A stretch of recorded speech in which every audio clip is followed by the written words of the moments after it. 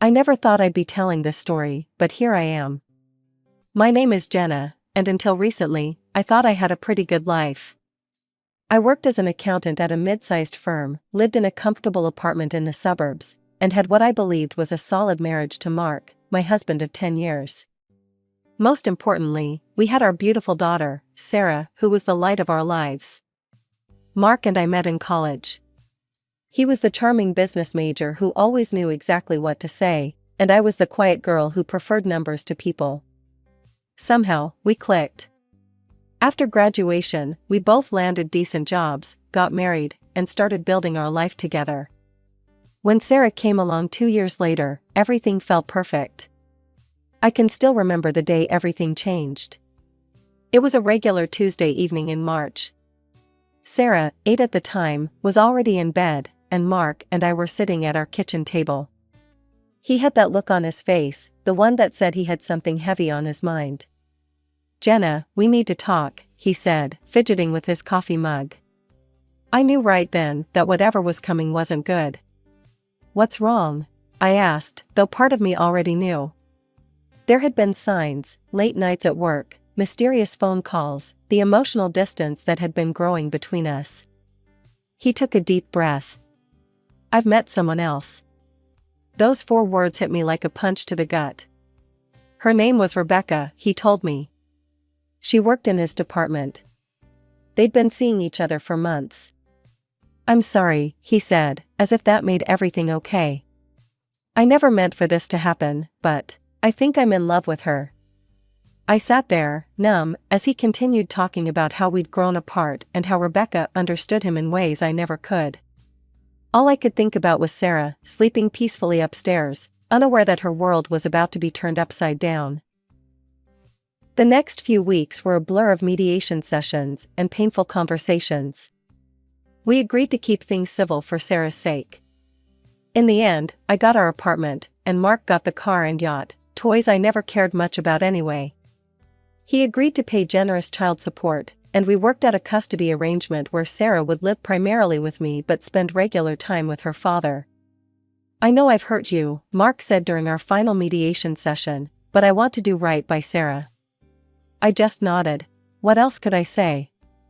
The man I'd loved for a decade had betrayed me, but he was still Sarah's father. For her sake, I had to find a way to co-parent with him, to push aside my own hurt and anger. A year passed like a blur of workdays, homework help, and adjusting to our new routine. Sarah had just turned 9, and I was finally starting to feel like I had my feet under me again. Then came the wedding invitation, not for me, of course, but for Sarah. Mark was marrying Rebecca. They'd bought a house together, or rather, they were moving into her house, a sprawling 2-story in the nice part of town with a manicured lawn and a 3-car garage. The kind of place that screamed successful couple. The morning of the wedding, I helped Sarah get ready. She wore a pale blue dress we'd picked out together, and I braided her hair the way she liked it.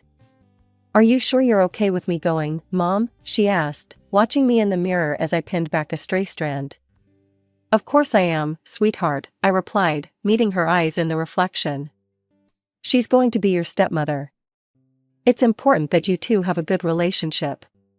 But aren't you sad?" I turned her around to face me. "Listen to me, Sarah. What happened between your dad and me is grown-up stuff. It has nothing to do with you. I want you to have a good relationship with both your dad and Rebecca. No taking sides, okay?" She hugged me tight. "You're the best mom ever." Mark picked her up in his new SUV, and I spent the day cleaning the apartment and definitely not thinking about the wedding. When Sarah came home that night, she was full of stories about the ceremony, the cake, and the big house where she'd have her own room for visits. Life went on. I threw myself into work and taking care of Sarah. We developed our own little routines: Tuesday night movies, Saturday morning pancakes, long walks in the park on Sundays. Sarah split her time between our apartment and Mark's house, and things were okay. Not great, but okay. Then one day, Sarah came bouncing through the door after a weekend at her dad's, practically bursting with news. "Mom, guess what?" she exclaimed, dropping her backpack by the door. Rebecca's pregnant. I'm going to have a little brother or sister. I felt like someone had punched me in the gut, but I kept my face neutral. Really? That's big news. Yeah, you can already see her belly a little bit. Dad's super excited. He kept talking about turning the guest room into a nursery. I nodded, not trusting myself to speak. All I could think was, please, don't let this change how he treats Sarah. Don't let her become the forgotten first child. A month later, Sarah came home early from what was supposed to be a week-long stay at her dad's. She looked frustrated as she dragged her suitcase through the door. Rebecca's really sick, she explained, flopping onto the couch. She keeps throwing up and getting mad at everything. The smell of Dad's coffee made her cry this morning, and she said my laugh was too loud. So she asked if I could come home early. I sat down next to her, running my hand over her hair. That happens sometimes when women are pregnant. Their hormones make them extra sensitive to everything. I understood pregnancy symptoms all too well, remembering my own months of morning sickness when I was carrying Sarah. So I couldn't really blame Rebecca for being overwhelmed. A couple of weeks after Sarah's early return, Mark pulled up in front of our apartment to pick her up for another visit. I watched from the window as Sarah ran down to his car, her backpack bouncing against her back. Everything seemed normal enough.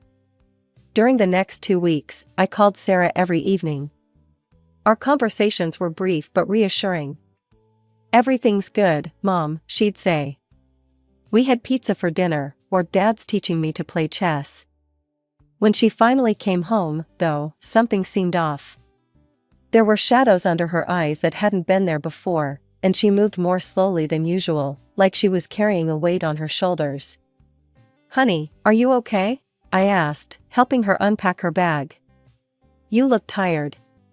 "Oh, I'm fine," she said, waving off my concern. "I've just been helping Rebecca around the house a bit.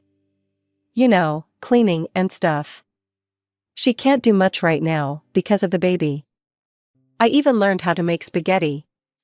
My heart swelled with pride. I'd always tried to teach Sarah to be kind and helpful to others. "That's really sweet of you, honey," I said, giving her a hug. "I'm proud of you for helping out." Life went back to normal for a few weeks, until one evening when my phone rang. It was Mark.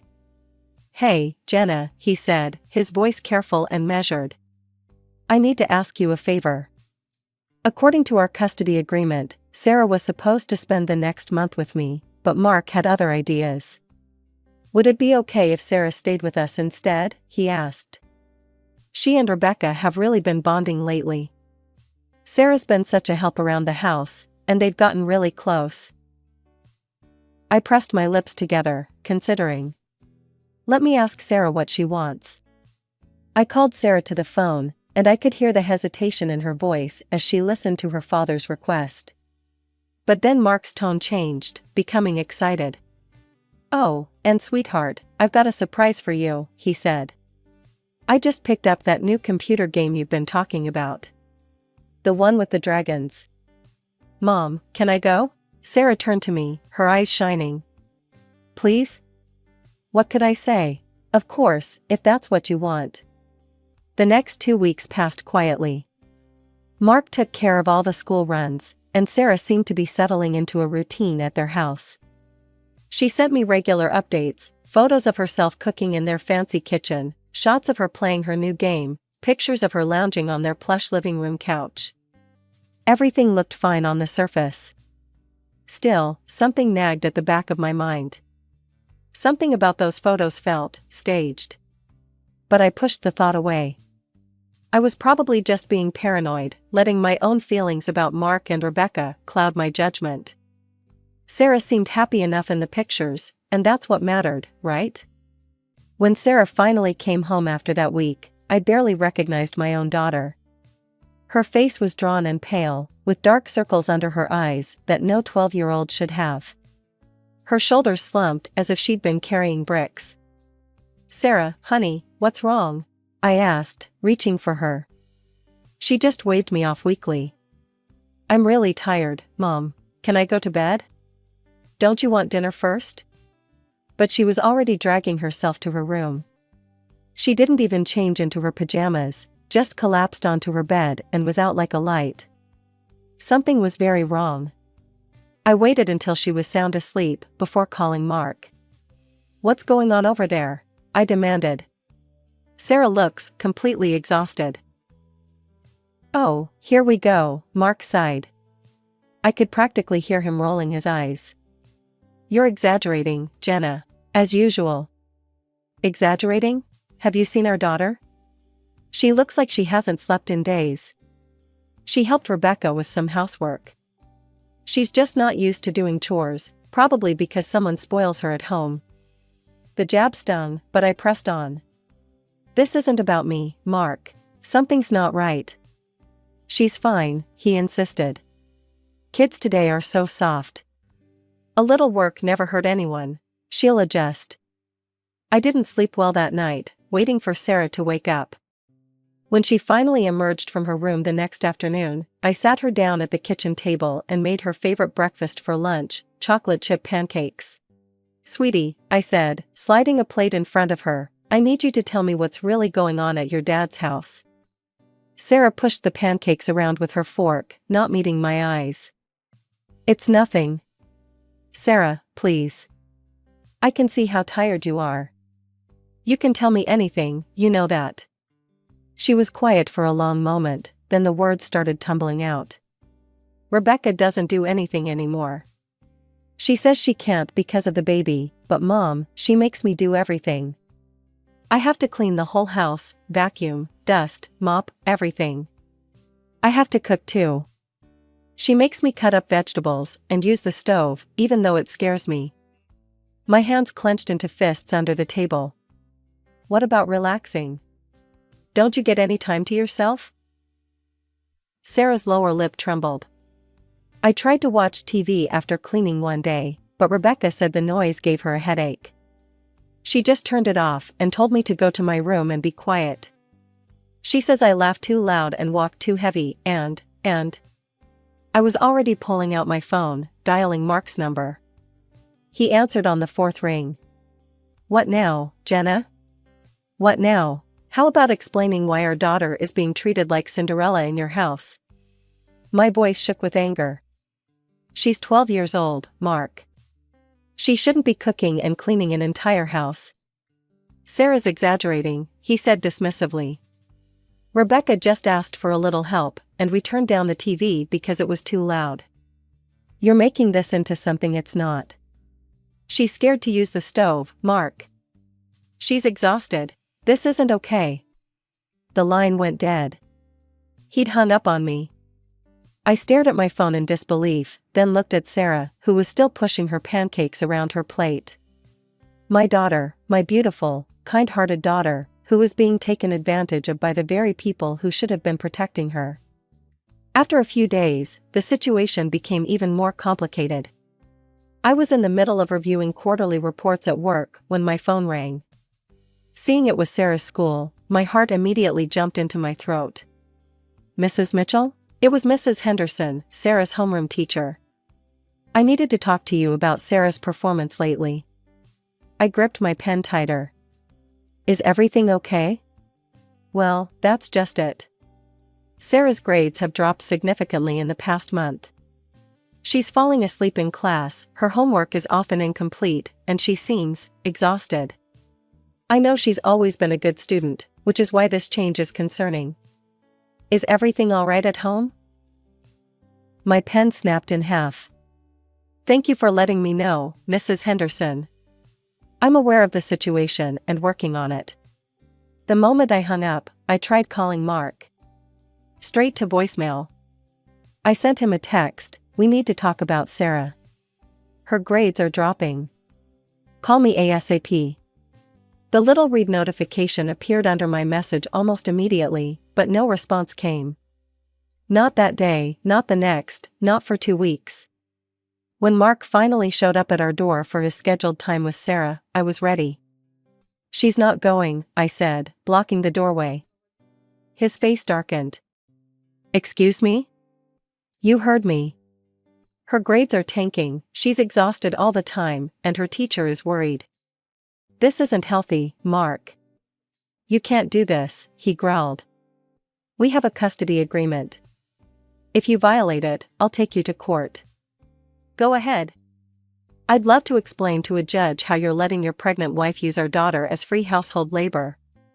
Mark pushed past me into the apartment, his face red with anger. Then his expression suddenly shifted, softening as he spotted Sarah hovering in the hallway.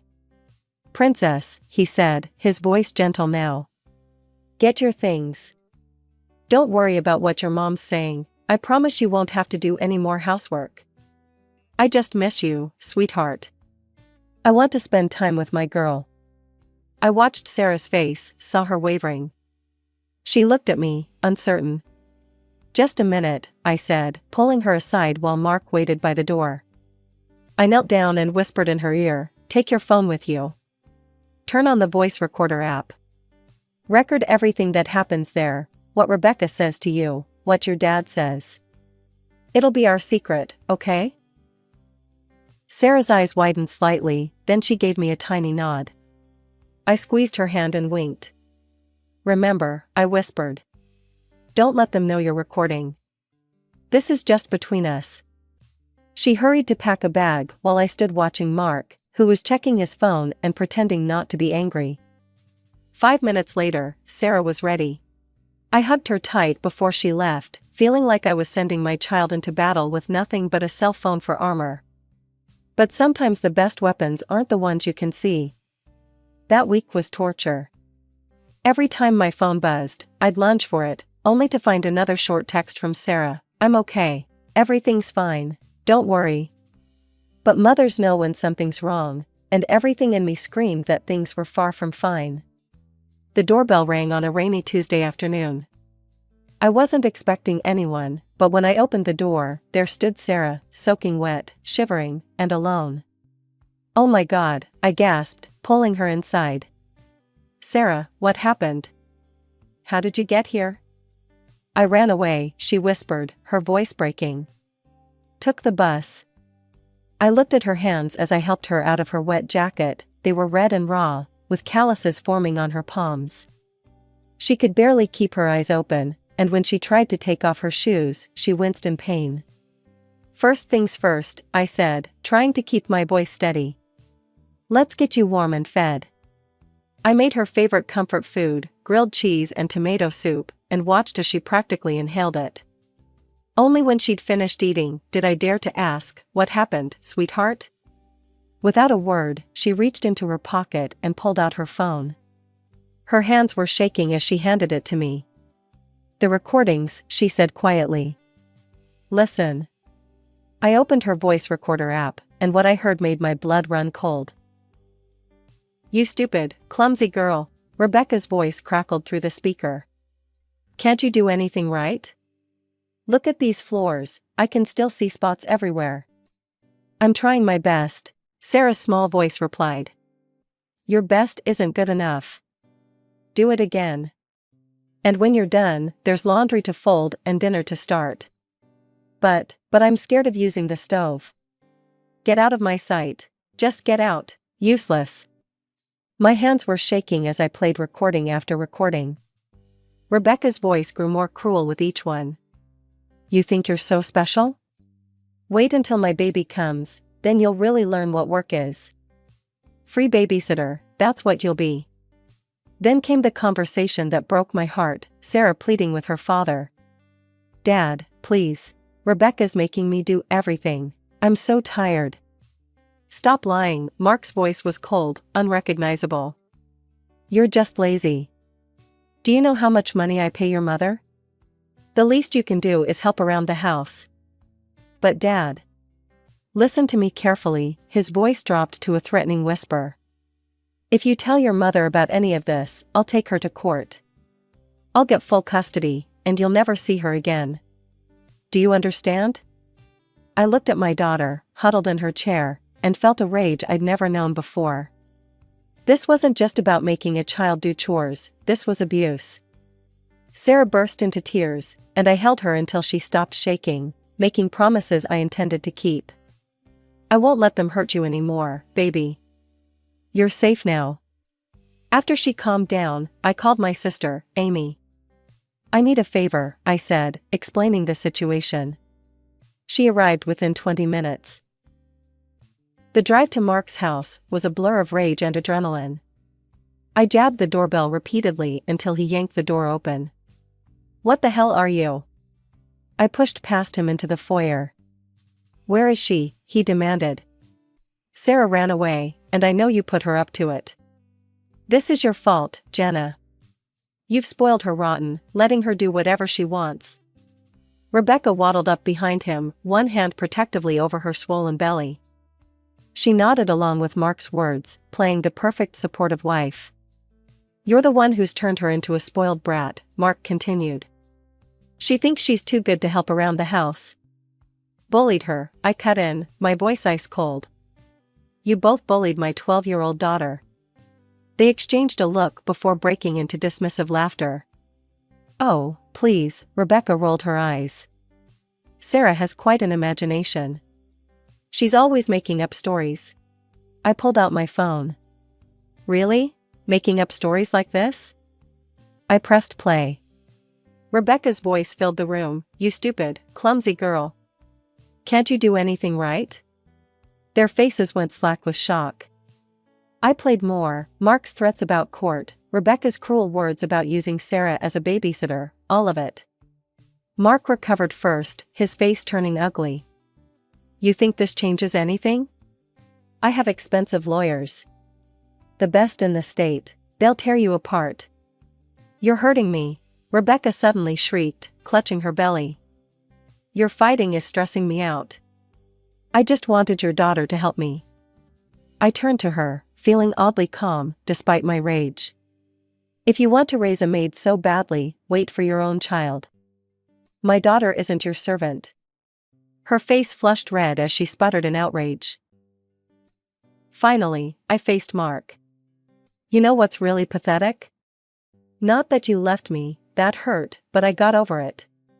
What's pathetic is that you failed the one person you never should have failed. You stood there and let your wife abuse our daughter. You even helped her do it. What kind of father does that make you?" I didn't wait for an answer. I turned on my heel and walked out, leaving them standing in their perfect house with their perfect lawn. They could keep it all. I had something far more precious to protect. The next morning, I called the best family law attorney I could find, Linda Stevenson. The legal battle was exhausting. Mark's expensive lawyers painted me as a vindictive ex-wife, trying to poison my daughter against her father and his new family. They claimed I was cruel for not letting Sarah bond with her pregnant stepmother, that I was jealous of their perfect new life, that I was using Sarah as a weapon in my revenge against Mark. But then we played the recordings in court. I watched the judge's face darken as she listened to Rebecca berating Sarah, to Mark threatening our daughter, to their casual cruelty. The courtroom fell silent except for those damning voices coming through the speakers. Even Mark's fancy lawyers couldn't explain away their own recorded words. Sarah was brave enough to testify too. She sat in that witness chair, looking so small, but speaking with such clarity about what had happened. I saw several jury members wipe away tears as she described being afraid to use the stove but being forced to cook anyway, about how her hands hurt from scrubbing floors, about how she'd fallen asleep in class because she was so exhausted from all the housework. When the verdict came down, it was decisive. The judge granted me full custody, with Mark losing all visitation rights unless I explicitly permitted them. He would still have to pay child support, but he had no legal right to see Sarah without my approval. Mark exploded when the verdict was read. He stormed up to me outside the courtroom, his face red with rage. "Happy now?" he spat. "This is what you wanted all along, isn't it? Revenge because I left you for Rebecca?" I looked at him calmly, feeling nothing but pity. "You really don't get it, do you? This was never about us. This was about Sarah. But congratulations, Mark, you found yourself the perfect partner. She's just as cruel and manipulative as you are. You deserve each other." That was the last real conversation we ever had. Months passed, Sarah's grades improved dramatically once she wasn't exhausted from being treated like a servant. Her smile came back, and her laugh, that beautiful laugh that used to annoy Rebecca so much, filled our home again. We heard through mutual friends that Rebecca had given birth to a son. Mark sent a few texts asking to see Sarah, but they were half-hearted at best, and stopped entirely after a while. Sometimes I wondered if he ever truly understood what he'd lost, not just his daughter, but the chance to be the father she deserved. Sarah's 14 now, and the other day I overheard her talking to her best friend about the whole situation. "Aren't you sad about not seeing your dad?" her friend asked. "Sometimes," Sarah admitted. "But not seeing him is better than being treated like I'm worthless. Besides, I have the best mom in the world." I often look out the window, thinking about how far we'd come. The apartment might not be as fancy as Mark's big house, and we might not have expensive cars or yachts, but we have something much more valuable: peace, love, and respect. Sarah doesn't have to fear walking into her own home anymore. She doesn't have to be anyone's servant or scapegoat. She can just be herself, a bright, funny, kind-hearted teenager who deserves every happiness in the world. As for me, I've learned that sometimes the happy ending isn't the one you imagined. Sometimes it's better.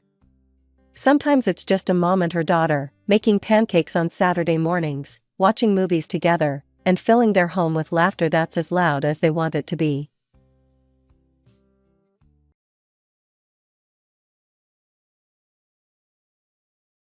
Hi, I'm Sarah. Before I dive into my story, please don't forget to hit the like button and subscribe for more of my life's tales. Now let's get into it. Everything changed when I was 15. My dad, the most important person in my life, passed away suddenly. He left me everything in his will, including our family home. But there was a catch. I couldn't legally claim anything until I turned 21. That's when things started going downhill with my mom, Joan. Not long after Dad's funeral, Joan brought Tom into our lives. He moved in so quickly it was like he had always been there, waiting in the wings. And he didn't come alone. He brought his 2 kids from a previous marriage, Mia and Jake. "Sarah, this is Tom, and these are his children, Mia and Jake. We're all going to live together now," Joan said one evening as she introduced everyone around our old kitchen table. The room felt smaller with them there, crowded with strangers trying to smile at me. "Hi, Sarah," Tom said, offering a hand I didn't feel like shaking. "Mia and Jake are excited to have a big sister." Mia, about 13, gave me a timid wave, and Jake, a year younger, just nodded, busy munching on a cookie. I tried to smile back, but it felt like I was wearing a mask. As days turned into weeks, Joan's attention shifted more towards Tom and his kids. It started with small things, like Joan asking me to change my study time so Tom could watch TV in the living room. "Sarah, could you maybe study in your room tonight? Tom wants to catch the game, and he likes watching it on the big screen," Joan suggested one evening, not meeting my eyes.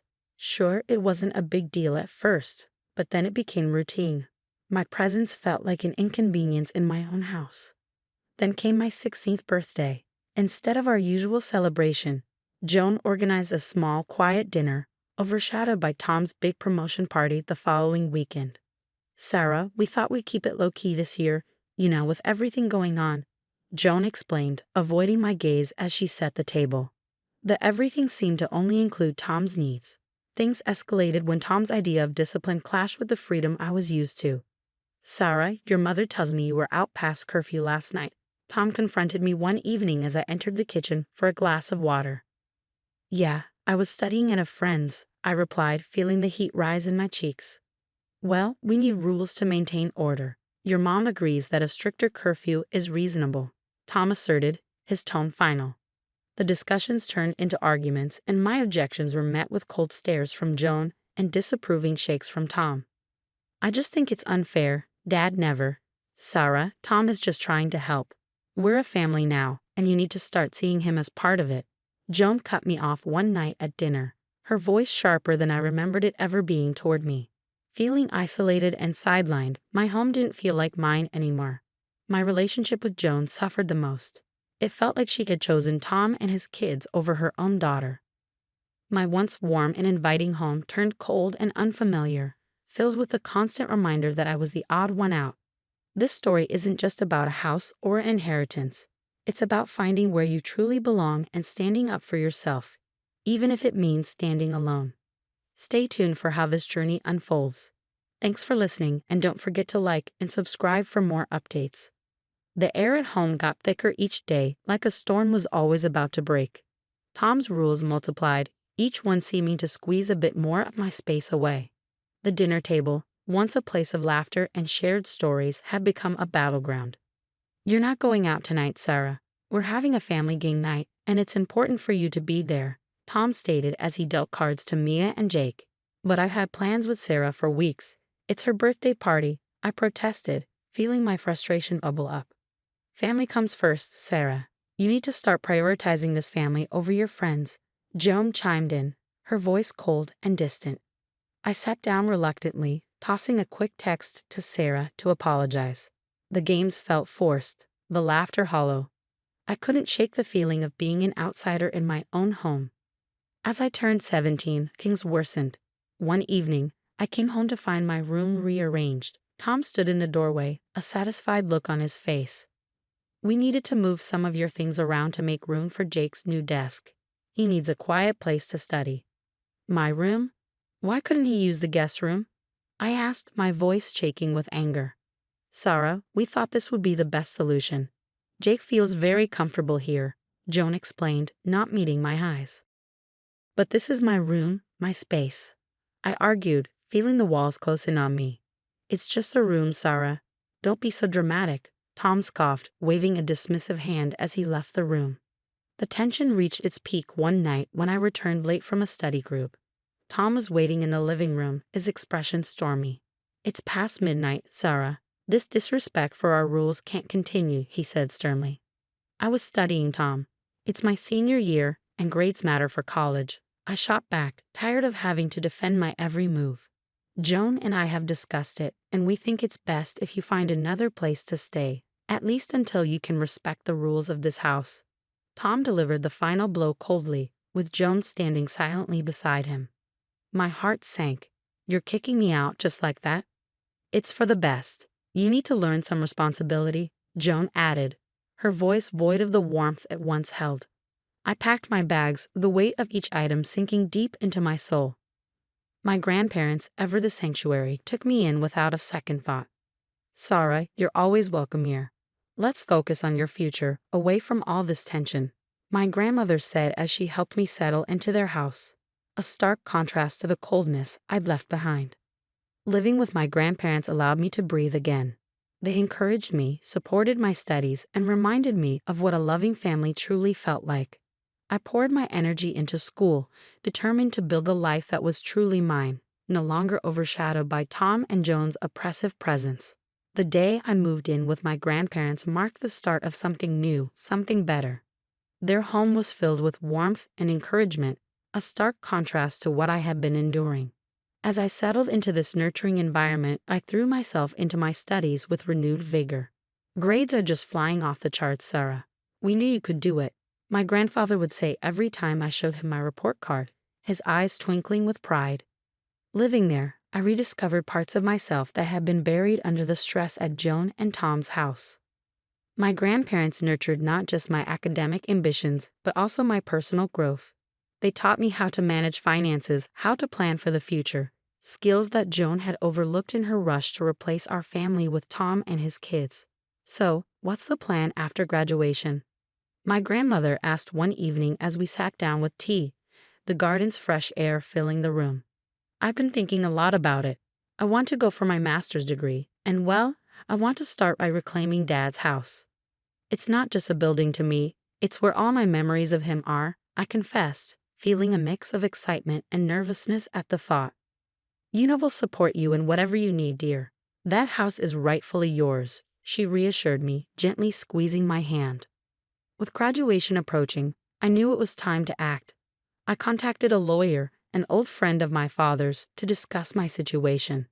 "Sarah, since you're turning 21 soon, you have the full legal right to reclaim your father's property as per his will," the lawyer explained over the phone. "It's about time. I can't let Joan and Tom take away what Dad wanted me to have," I responded, determination firming my voice. "Just make sure you're ready for any resistance. It might not be a smooth transition, he cautioned. Whatever it takes, I'm ready, I assured him, my resolve strengthening. Armed with legal advice and a plan, I began to prepare. I checked the property records, gathered all necessary documents, and even spoke to a real estate agent about the best way to handle the house once it was back in my hands. Sarah, it's not just about getting the house back. Think about what you want to do with it. Renting it out could be a good income, especially with your plans for grad school, the agent suggested during one of our meetings. That's exactly my plan. I want to renovate it first, make it mine again. I shared, feeling excited about the future for the first time in a long while. The day before my 21st birthday, I stood outside the house. It looked different, more imposing somehow, but it was still home. The home that my dad had left for me, the home that Joan and Tom had tried to steal under the guise of a happy family. Tomorrow, I would step through those doors again, not just as Sarah, the ousted daughter, but as Sarah, the rightful owner. The thought was empowering. I was no longer that scared teenager pushed around and pushed out. I was ready to reclaim not just the house, but my life and my future. Here's to new beginnings, right? I muttered to myself, a smile spreading across my face as I turned away, ready for what was to come.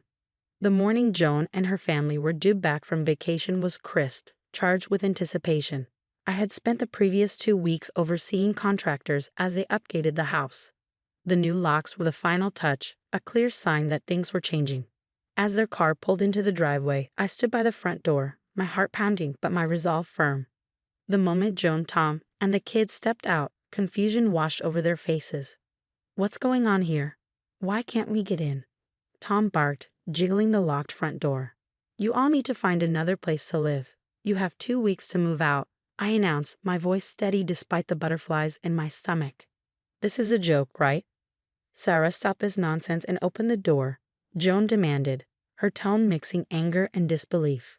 It's no joke, Joan. I'm the legal owner of this house, and I've decided it's time for me to take it back. But this is our home. Where are we supposed to go? Tom stepped forward, his voice rising. This was never your home by right, Tom. This is my father's house, and he left it to me. You just moved in because Joan let you. You can't just kick us out like we're strangers, Sarah. After everything we've been through as a family, Joan's voice cracked, the facade of a caring mother briefly surfacing. We were never a family by choice, Joan. You made your decisions, and now I've made mine. Sarah, please think about Mia and Jake. They've grown up here too, Joan pleaded, attempting to tug at any maternal strings that might have remained. They'll adapt, just like I had to when I was forced out, I countered, my tone softening just a touch. It wasn't their fault, but I couldn't back down. You're being heartless, Sarah. How could you do this to your own family? Joan's accusation stung, but I braced myself against the emotional onslaught. I learned from the best. Remember when you chose Tom over your own daughter? I'm doing what's necessary for my future, just like you did. The words hung heavy between us, and for a moment, Joan seemed lost for words. Tom clenched his fists, his frustration palpable. We'll see about this. We're not leaving without a fight, Tom finally spat out, glaring at me with open hostility. You have 2 weeks. Use them wisely to find a new place, I replied, turning to go back inside. The new locks clicked as I closed the door behind me. As I watched them from the window, gathering in the driveway and whispering urgently, a mix of emotions washed over me. There was sadness for what had never truly been, relief that I was finally taking control, and a fiery determination to rebuild my life on my terms. They would no longer dictate my happiness or my home. It was time for me to write my own story. As the 2-week deadline drew near, the tension around the neighborhood was palpable. You could see it in the hurried nods of the neighbors, hear it in the hushed whispers that followed me as I walked by. Some looked at me with respect, a nod to the strength it took to stand up for myself. Others, their eyes tinged with sympathy, clearly sided with Joan and Tom. On a final day, the moving truck pulled up early. I watched from the porch as Joan, Tom, and their kids began loading their belongings. The morning was cool, the sky a steely gray, mirroring the mood. Sarah, I hope you're happy with yourself, Joan said as she carried a box past where I stood. I am. This is about my future, Joan. You of all people should understand that, I replied, my voice steady despite the churn of emotions inside. Destroying others for your own gain? Yes, I suppose I do know something about that, Joan shot back, bitterness lacing her words. I'm not destroying anyone.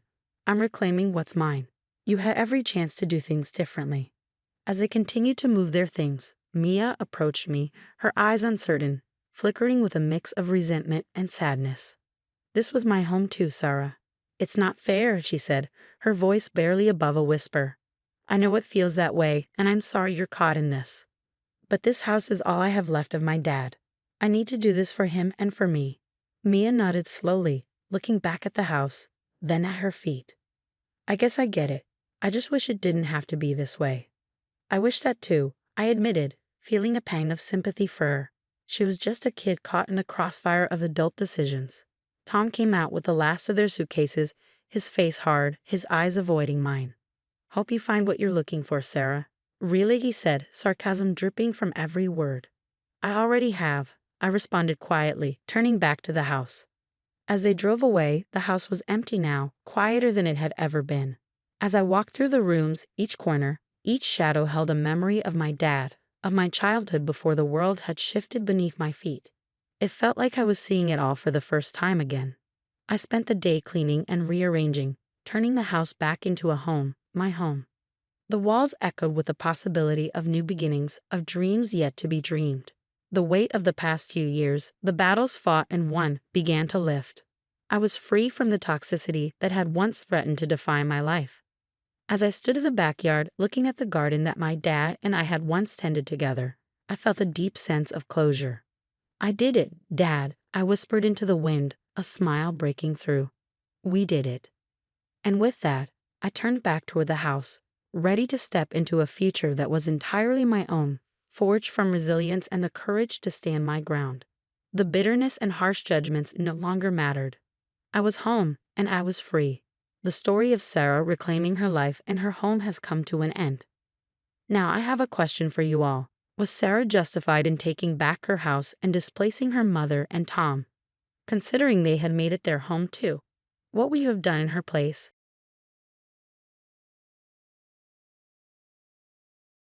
The sky over Boston hung heavy with gray clouds, casting a muted light over the city cemetery. It was a somber day, the kind where the weight of sorrow seemed to seep into every corner. A sea of mourners in black clothing gathered, their dark attire starkly contrasting the dreary backdrop. They had come to bid farewell to Robert, a man whose life had been as grand as his real estate empire. His departure left a void that no one could quite fill. Catherine, now in her late 60s, stood by Robert's grave, her face etched with profound sadness. She seemed lost in the crowd, a fragile figure draped in black. Her eyes, once bright with a spark of adventure and love, now reflected a deep and abiding loneliness. Robert, who had risen from humble beginnings to become a titan in the real estate world, had left her with more than just memories. He had left her a fortune of $150 million. Yet it was the emotional void, not the financial security, that loomed largest in her heart. Their children, Jane and Michael, were there too. Jane, at 42, was a blend of concern and stoicism. Her eyes often shifted to her mother, worried about the woman who had once been vibrant and full of life. Michael, 38, stood beside her, a reassuring presence. He and his family had come to support Catherine in their own way, but even their collective efforts seemed unable to bridge the chasm left by Robert's death. In the days that followed, Catherine struggled with her daily routine. The once celebrated woman of social gatherings and lively conversation had become a shadow of her former self. Friends and family tried to reach out, but Catherine found it difficult to engage.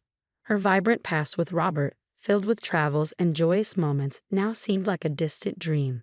She increasingly distanced herself from those who cared for her, enveloped in a cocoon of solitude.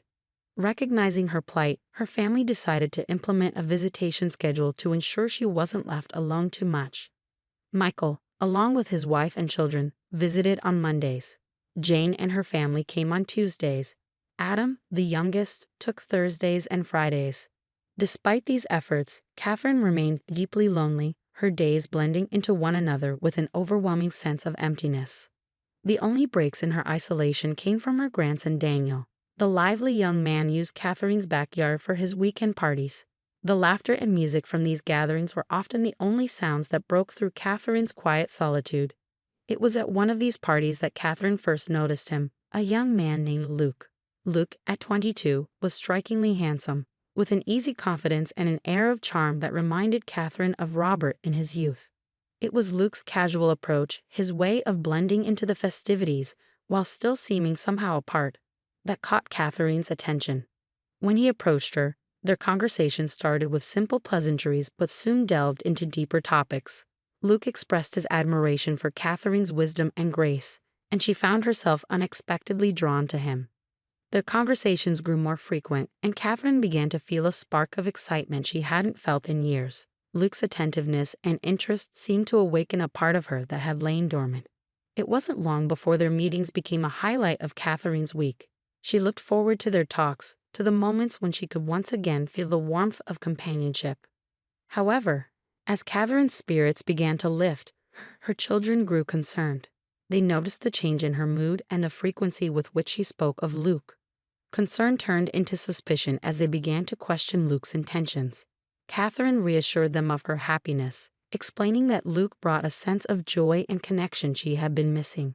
Despite her reassurances, Jane and Michael remained uneasy, their apprehension lingering like an unspoken shadow. In a surprising twist, Catherine announced her plans to marry Luke. The news was met with a mix of shock and disbelief from her family. They struggled to reconcile the image of their mother with a man so much younger, and the impending marriage stirred a whirlpool of emotions. Despite their reservations, they began preparations for the wedding, their faces reflecting a complex blend of support and skepticism. As the wedding day approached, the atmosphere was charged with an uneasy mixture of anticipation and trepidation. The ceremony, though unconventional, was marked by Catherine's visible joy.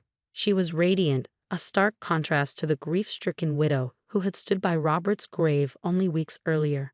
Her happiness was palpable, a beacon amidst the uncertainty.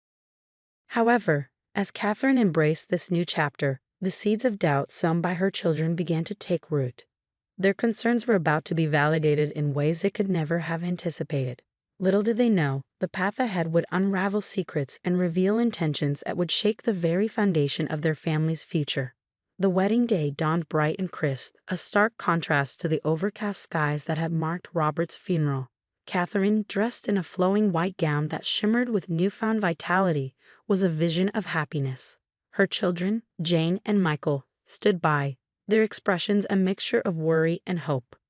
Their concern was masked behind polite applause as the ceremony unfolded in the grand hall of their sprawling estate.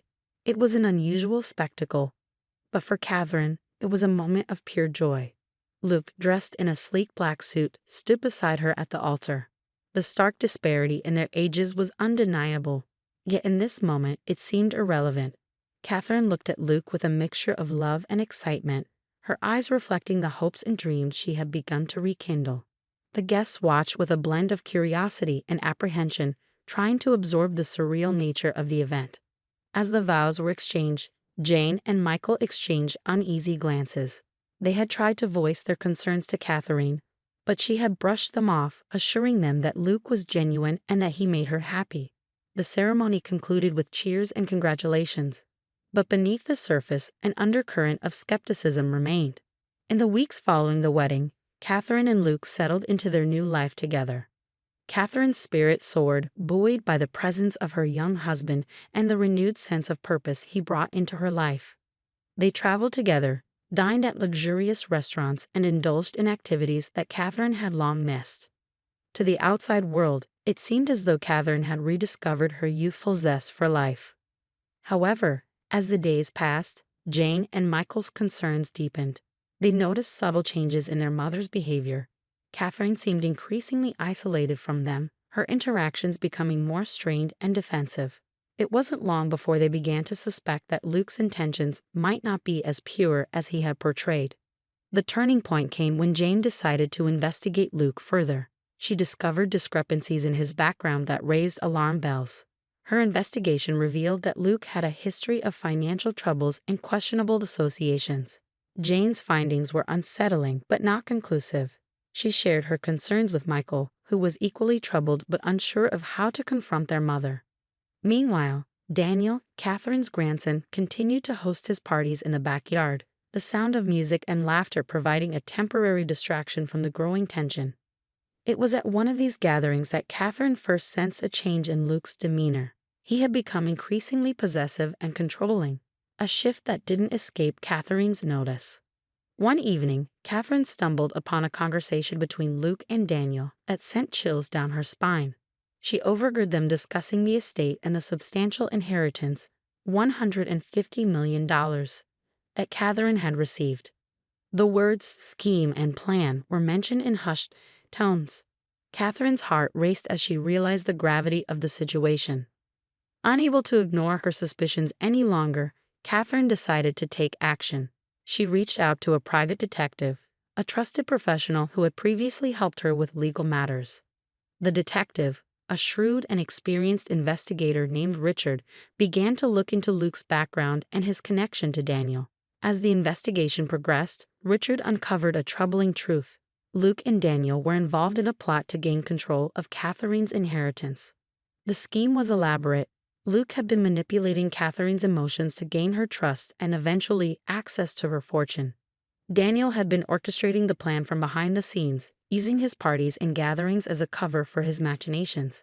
The revelation was a devastating blow to Catherine, who felt betrayed by the very people she had welcomed into her life. Determined to protect her family's legacy, Catherine collaborated closely with Richard and the police to gather evidence. The investigation revealed that Luke had been preparing to make a move that would have left Catherine vulnerable and her inheritance compromised. The sense of betrayal was profound, but Catherine's resolve to confront the situation head-on grew stronger. The plan culminated in a dramatic showdown. Catherine, armed with evidence of Luke's deceit, confronted him in a tense and emotional exchange. Cornered and exposed, Luke attempted to escalate the situation. In a moment of desperation, he tried to suffocate Catherine, revealing the extent of his treachery. The police arrived just in time to intervene, arresting Luke and ensuring Catherine's safety. The confrontation was a jarring reminder of the dangers that lurked behind seemingly benign faces. Jane and Michael, horrified but relieved, gathered around their mother, providing the support she desperately needed. In the aftermath, Catherine faced the challenge of rebuilding trust and mending her fractured relationships. Her children, now more understanding of her plight, rallied around her, determined to support her as she navigated the fallout from the ordeal. The experience had been a harsh lesson, but it had also strengthened the bonds within the family. The weeks following Luke's arrest were a whirlwind of emotions for Catherine. The once vibrant atmosphere of her home was now filled with a somber tension. Luke's betrayal had left a deep scar, but Catherine's determination to reclaim her life and protect her family's legacy was unwavering. Jane and Michael, though shaken by the revelations, were resolute in their support for their mother. Catherine's first priority was to ensure that the $150 million inheritance was secure. With Richard's assistance, she took measures to safeguard her assets, making sure that all legal and financial arrangements were reinforced. The private detective's thorough investigation not only exposed Luke's deceit, but also provided Catherine with a clearer understanding of how to protect herself from further schemes. During this time, Catherine found solace in reconnecting with her children. Jane and Michael visited more frequently, and their interactions became more heartfelt and genuine. Michael, who had been cautious and distant, opened up about his feelings of helplessness during the ordeal. "I never imagined it would come to this," he admitted one evening as they sat around the dinner table. "I'm just glad you're safe, Mom." Jane, ever the concerned daughter, took on the role of mediator, helping to rebuild the family's emotional connections. Catherine organized weekly family dinners where everyone could talk openly and share their experiences. These gatherings became a cornerstone of their healing process. "We need to be there for each other more than ever," Jane said during one such dinner. "We've been through a lot, but we're stronger together." Despite the growing closeness within the family, Catherine still grappled with the emotional impact of the betrayal. She found herself reflecting on her past with Robert and the life they had built together. The once joyous memories were now tinged with a sense of loss. During one of her quiet moments of reflection, Catherine began to recognize the importance of her own resilience. She realized that while the betrayal had hurt deeply, it was also an opportunity for growth and renewal. Determined to move forward, Catherine began engaging in activities she had once enjoyed. She took long walks in the garden, reconnected with old friends, and even started attending local community events. Her efforts to reclaim her sense of self were met with encouragement from her family. Jane and Michael supported her newfound interests, often joining her in these activities. They attended art exhibitions, theater performances, and even went on weekend getaways, rediscovering the joy of spending time together. One evening, as Catherine and Jane sat on the porch watching the sun set over the horizon, Catherine shared her thoughts about the future. "I've realized that I need to focus on what truly matters," she said softly. "It's not just about the inheritance or the material things. It's about the love and support we have for each other." Jane nodded, her eyes reflecting a mixture of understanding and warmth. "We've come a long way, Mom. We've learned so much from all of this. We need to cherish every moment and support each other through thick and thin." The family's renewed commitment to one another was evident in their daily interactions. They made a conscious effort to stay connected and involved in each other's lives. Catherine's resilience was mirrored in her children's dedication to rebuilding their family bonds. They organized family outings, game nights, and spontaneous adventures, creating new memories to replace those marred by the recent turmoil. Catherine's relationship with her grandson Daniel also began to heal. Although Daniel had been part of the scheme, he expressed deep regret for his actions and sought forgiveness. Catherine, while initially hesitant, decided to give him a chance to make amends. She invited him to family gatherings, allowing him to rebuild trust through consistent, genuine efforts. "I know I've made mistakes," Daniel admitted during one family dinner, "but I want to make things right." As the months passed, Catherine's home once again became a place of joy and warmth. The scars of betrayal were still present, but they no longer defined her. Instead, Catherine focused on embracing the present and looking forward to the future. Her strength and resilience had not only helped her overcome a difficult period, but had also brought her family closer together. In the end, Catherine's journey was a testament to the power of love, support, and resilience. The challenges she faced had strengthened her bond with her family, and the shared experiences had deepened their understanding of one another. As Catherine looked around at her family, Jane, Michael, Adam, and Daniel, she felt a profound sense of gratitude. They had faced adversity together and emerged stronger, ready to face whatever life might bring. Months had passed since the dramatic events that shook Catherine's life. The ordeal with Luke and Daniel had left deep marks, but Catherine's resilience and the unwavering support of her family had led them through a period of profound transformation. The family's newfound closeness was evident in every interaction and shared moment, and Catherine's home was once again filled with laughter and warmth. The once somber house now buzzed with activity as Catherine and her children organized a grand family reunion. It was not just a celebration of their renewed bond, but also a symbolic gesture of moving forward together. Catherine, dressed in a vibrant dress she had carefully chosen to mark the occasion, looked around at her family with a mixture of pride and contentment. Jane was busy arranging flowers in the dining room. Michael was setting up the outdoor barbecue, and Adam was putting the finishing touches on a slideshow of family photos. Daniel, having proven his sincerity through consistent actions, was actively helping with the preparations. "It feels good to be part of something positive again," he said to Catherine as he carried a tray of drinks. Catherine smiled warmly at him. "It's good to have you here, Daniel. We're all moving forward together."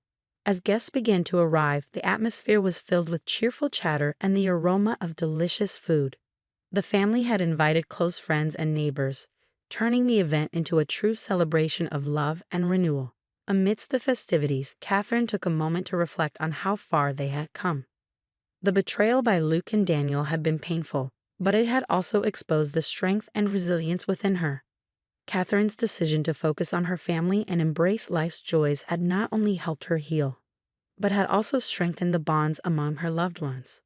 She looked at her children, Jane, Michael, and Adam, and saw a renewed sense of unity and purpose. During the evening's toast, Catherine stood up, her heart full of gratitude. "I want to thank each one of you for being here tonight," she began, her voice steady and warm. "The past year has been one of the most challenging times of my life, but it has also shown me the depth of our family's love and strength. We faced difficulties, but we've come through them stronger and more connected." Her words were met with applause and cheers. Jane and Michael exchanged glances, their eyes reflecting their own pride in their mother's journey. Here's to new beginnings, Jane said, raising her glass. To family, to love, and to the future. The evening continued with laughter, music, and shared stories. As Catherine watched her family enjoying themselves, she felt a deep sense of peace. The scars from the past were still there, but they no longer dominated her life. Instead, she chose to focus on the present and the future, cherishing every moment with those she loved. As the night drew to a close, Catherine found herself sitting on the porch with Jane and Michael. The cool breeze and the starry sky provided a tranquil backdrop for their conversation. "I never thought I'd feel this content again," Catherine said softly, "but I do. I've learned that true happiness comes from the people we love and the moments we share." Jane placed a hand on her mother's shoulder. "We've all learned a lot this year, Mom. We've seen the importance of sticking together and supporting one another." Michael nodded in agreement.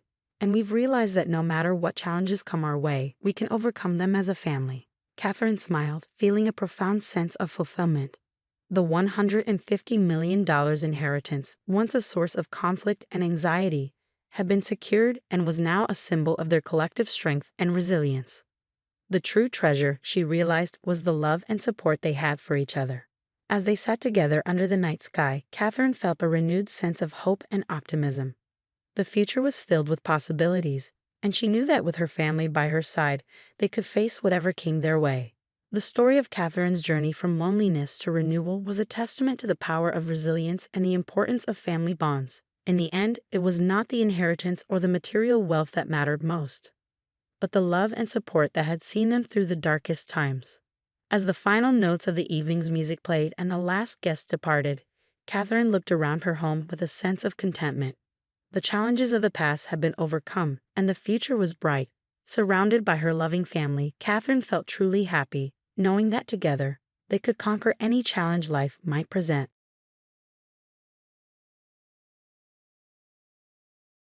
My name is Jack, and I'm an office worker. But there's been a long-standing feud in my department between my boss, Tom, and me. We always seem to clash. Tom, I really think that approach is bound to fail. We need to plan this out properly, I'd say, trying to push for some common sense. But Tom's work was always sloppy, causing trouble for the rest of the team. Everyone else was too scared to stand up to him, our fearsome boss. I'm the only one who ever speaks out. "Shut it, Jack. You're so annoying," Tom would say, sighing dramatically, his dismissive tone sparking yet another argument. Today was no different, with Tom and me butting heads again. But what made today unusual was the way Tom kept smirking, even as he lectured me in front of everyone, a humiliating situation. "What's with that attitude?" I shot back, frustrated. "If you have a problem, just say it." Tom's smirk deepened, his eyes gleaming with something unsettling. "It's because of your attitude that you're a failure as a husband," he said, his voice dripping with malice. His words cut deep, like he knew more about my private life than he should. He covered his mouth slightly, pretending to regret what he said. "Oops, can't say any more than that," he added before heading outside for a smoke. I couldn't shake off his words and I followed him outside. I have a wife named Emily, 2 years younger than me, but our relationship has been strained lately. As Tom lit his cigarette, I confronted him, demanding to know what he meant. Tom just smirked, taking a long drag before blowing out a cloud of smoke. Then he dropped a bombshell. "Emily is going to remarry me." "What?" My hand trembled slightly as his words sank in. "It doesn't matter to you anyway, right? You were planning to divorce her soon, weren't you?" Tom's tone was mocking. It was true that Emily and I had been drifting apart, but I never intended to divorce her. I loved her and wanted to work on mending our relationship. But Tom was relentless. "You're too full of yourself. That's why she's leaving you," he sneered. Then, leaning closer, he whispered, "Do you know what Emily says about you? She says you're all talk." He laughed, tossing his cigarette butt into the ashtray, before delivering one last jab. "Your wife's the best," he said, walking back to the office, leaving me standing there, speechless. I'm just a regular office worker at an ordinary company in New York, and my romance with Emily began at work. We met during our new employee training, where we hit it off and eventually started dating. Our relationship progressed smoothly into marriage. Emily was always responsible, and I admired her work ethic. When we married, Emily wanted to keep working, but I insisted that she stay home and take care of the family. I promised to be the breadwinner, assuring her that I'd provide for us. Emily agreed but said that if we had children, she'd quit her job to be a mother. After that, she resigned and became a full-time housewife. But in hindsight, that might have been when things started to change. The biggest issue between us was that we didn't have children. Emily became increasingly stressed, blaming herself for quitting her job when we couldn't start a family. Whenever I tried to comfort her, she pushed me away, yelling, "Don't touch me. You took my job away, and yet you keep working the same job. Why don't you bring home a promotion for once?" Her anger grew, and our arguments became more heated. For over 6 months, we went through a rough patch. During that time, she might have secretly started seeing my boss, Tom. Apparently, she called me all talk. My empty promises and inability to fulfill them had driven a wedge between us. I remember Tom always favoring Emily, and they might have kept in touch even after I married her. As our relationship soured, they'd probably started an affair. I wanted to confront Emily about everything, but when I got home, her belongings were gone. The affair was real, and having my wife taken by my nemesis boss was a humiliation beyond words. Nothing could have been more frustrating. Gradually, I couldn't stand working at the same company as Tom and decided to quit. Misfortune seemed to follow me everywhere. "Why are you quitting, Jack?" my colleagues would ask. I'd just smile and say, "I'm moving on to a new job." None of them knew about my divorce or her affair with Tom. I couldn't possibly tell them the truth. Maybe I should have sued for the affair, but all I wanted was to escape, to a place where I didn't have to see Tom's face. Being alone in the house felt even worse. The absence of Emily made our 2-bedroom apartment feel vast and empty. Though I told my colleagues I was getting a new job, I had no motivation to start job hunting. I wandered aimlessly around the city until I found myself in the nightlife district. Maybe I should drink my sorrows away just for tonight, I thought. Standing in front of a bar that caught my eye, I resolved to drown my misery until morning and reached for the door. At that moment, I heard a woman's voice behind me saying, "There you are. I've missed you so much." Startled, I turned around to see a woman I didn't recognize, who then grabbed my arm and acted as if we were a couple, leaving me utterly confused. What?" I managed to stammer. The woman, still clinging to my arm, asked, "Where are we going tonight?"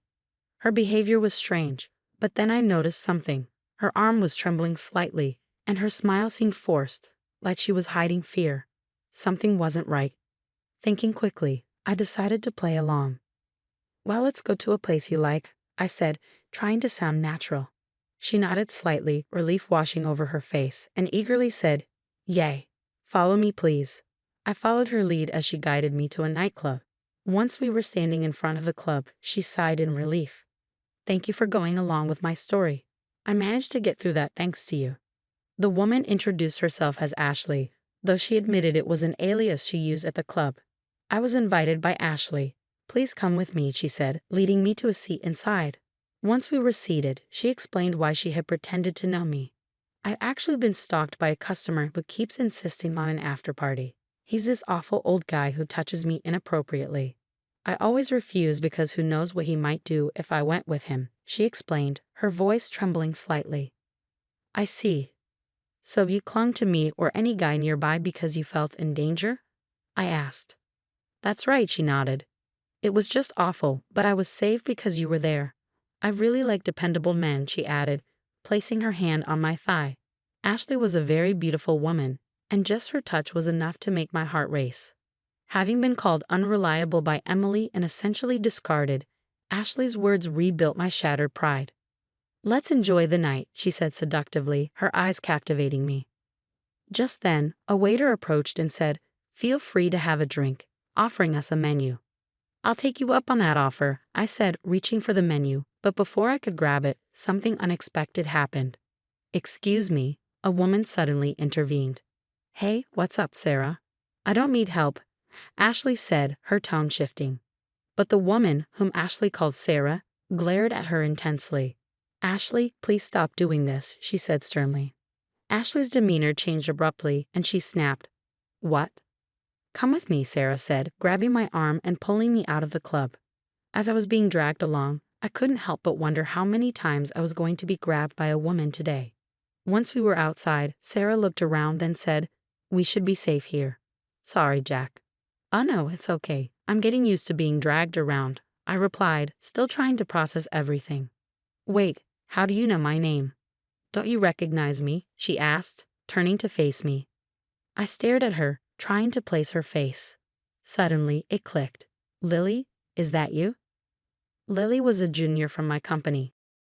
I had recently left the company, and my impression of Lily was that she was a very serious and quiet woman who barely wore makeup. But now, her mascara was dramatically curled, and her bold cheek and lip makeup made her look like a completely different person, a woman of the night. You work here? I asked, still trying to reconcile the Lily I knew with the person in front of me. Lily nodded. Sarah was her alias in the club.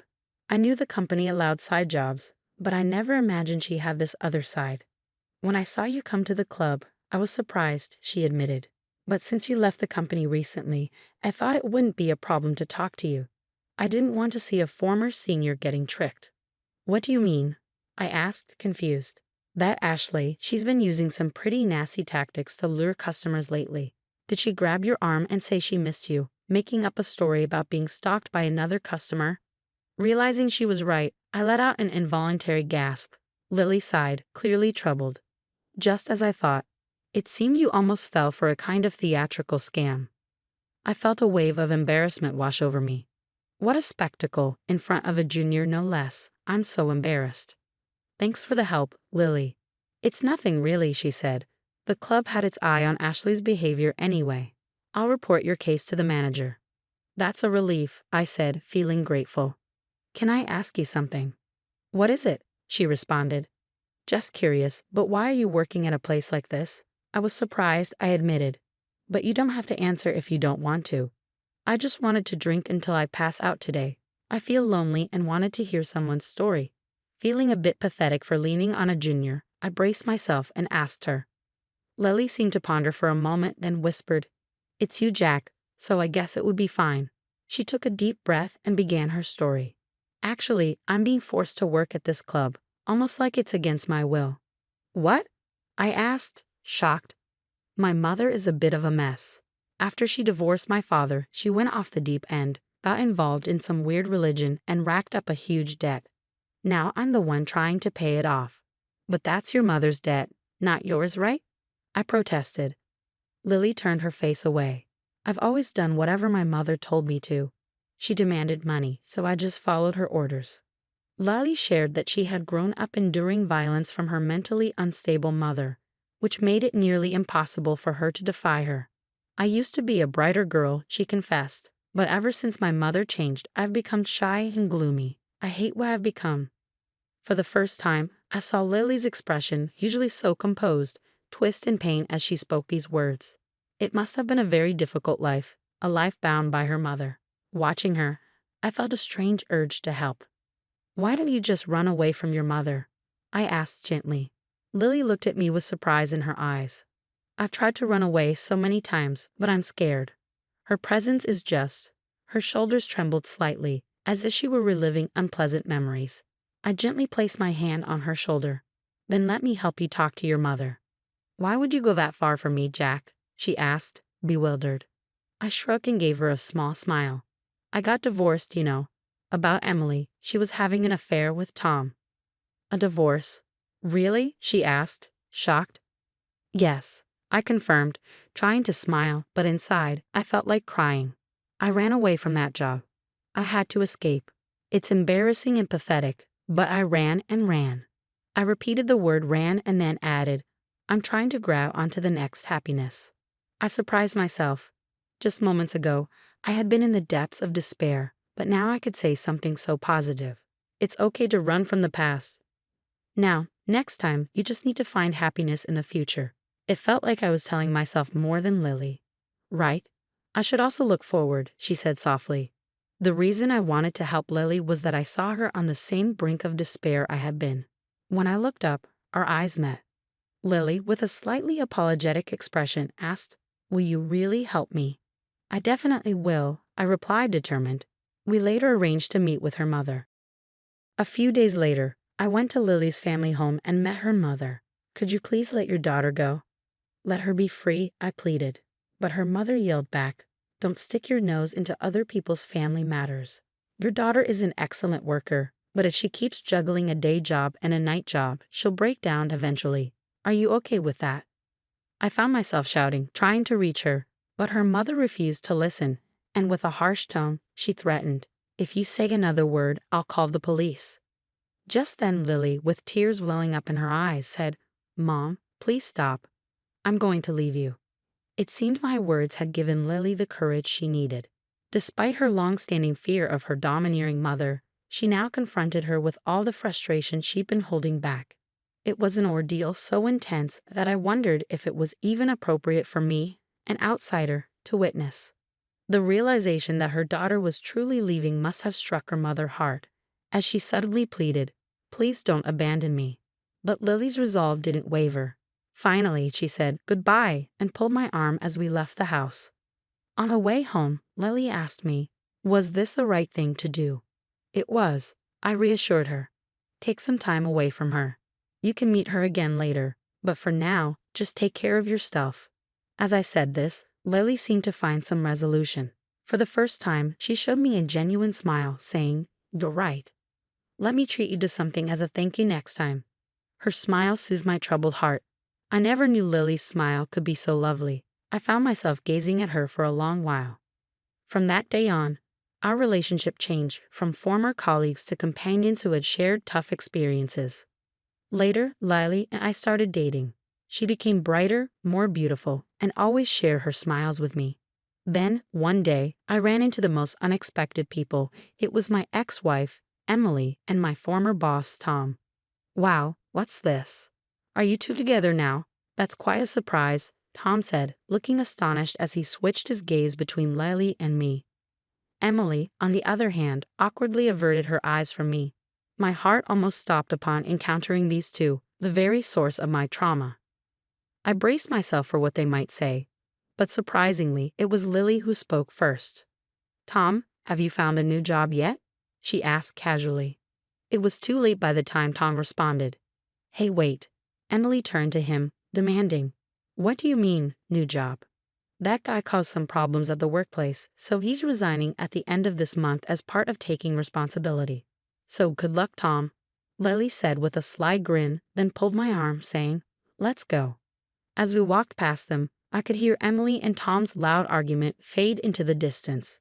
Feeling a bit relieved, Lily grinned and said, "That was a little payback for the two who hurt you." Her dependable smile made me smile too. With Lily, I felt I could find happiness again. This incident made me sure of her love for me. In fact, I've already purchased an engagement ring and have it tucked away in my room. I'm secretly planning to give it to her in the near future.